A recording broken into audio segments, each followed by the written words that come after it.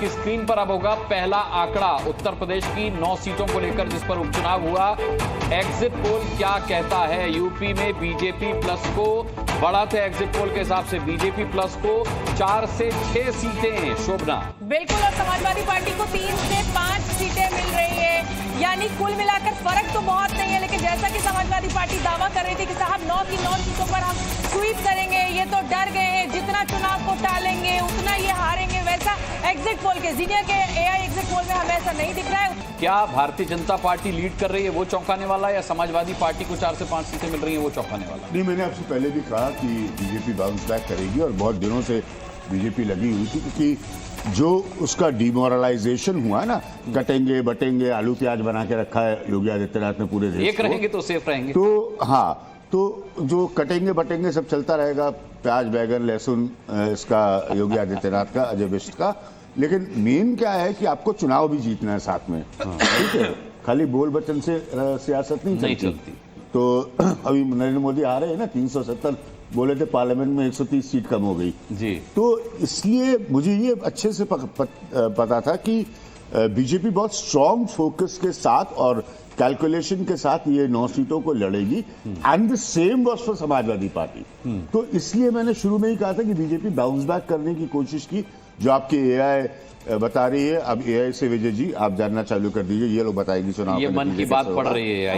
RP Singh साहब से पूछ लेते हैं। आरपी सिंह साहब तो क्लीन स्वीप की बात कर रहे थे। यहाँ पे हमारे आरपी सिंह साहब जो बीजेपी के हमारे साथ है। आरपी सिंह साहब क्लीन स्वीप की आप बात कर रहे थे, उधर समाजवादी पार्टी का भी यही दावा था। अब समाजवादी पार्टी के प्रवक्ता भी मेरे साथ नहीं है, तो मैं आपसे जरूर पूछना चाहूंगा क्लीन स्वीप का क्या हुआ?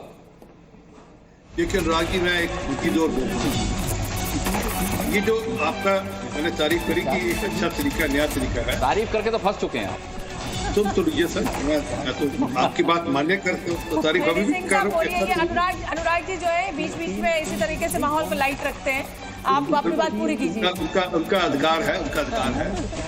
पर जो वो वोट डालने गए नहीं गए, इसका क्या कैसे सबूत आएगा? कि जो आपने एग्जिट पोल किया, कि जो आपने डेटा रिलीज किया 10 लाख का, 5 लाख का, 2 लाख का, जितना भी आपने किया होगा, वो वोट डालने भी गए नहीं गए, इसका तो कोई आधार है नहीं।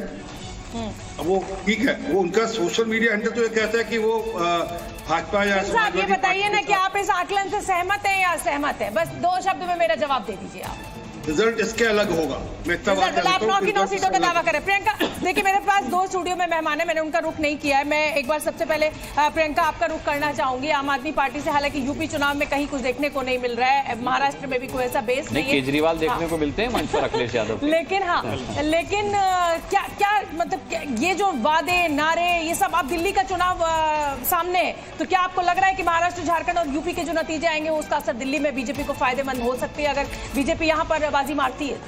शोभना जी, मुझे लगता है सारे चुनाव अलग होते हैं, और आपने जैसा कहा कि मुद्दों पे बात होनी चाहिए, तो पंजाब में आज उपचुनाव चल रहे हैं, पर क्योंकि वहां मुद्दों की बात हो रही है तो कोई दिखा नहीं रहा। बात कटेंगे बटेंगे की हो रही है।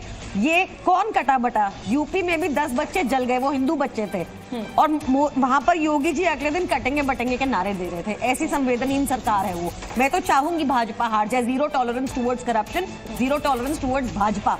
आपने देखा कल क्या हुआ, विनोद तावड़े का क्या हुआ। मैं जल्दी हमारी बातें, हाँ मैं आऊंगी प्रियंका जी, सुप्रिया सुले का भी नाम लीजिएगा। हाँ, सुप्रिया सुले का भी नाम लेंगे, लेकिन इस समय बड़ी बातें मुझे लगता है कि अनुराग जल्दी से दर्शकों को बता देनी चाहिए। लोकसभा चुनाव के बाद उत्तर प्रदेश में बीजेपी को राहत दिख रही है। अनुराग, बिल्कुल बीजेपी को राहत दिख रही है। बीजेपी को समाजवादी पार्टी से ज्यादा सीटें इस एआई सर्वे में मिलती हुई दिखाई दे रही हैं एग्जिट पोल में। यूपी में योगी आदित्यनाथ का मैजिक इस सर्वे के मुताबिक चलता हुआ दिखाई दे रहा है।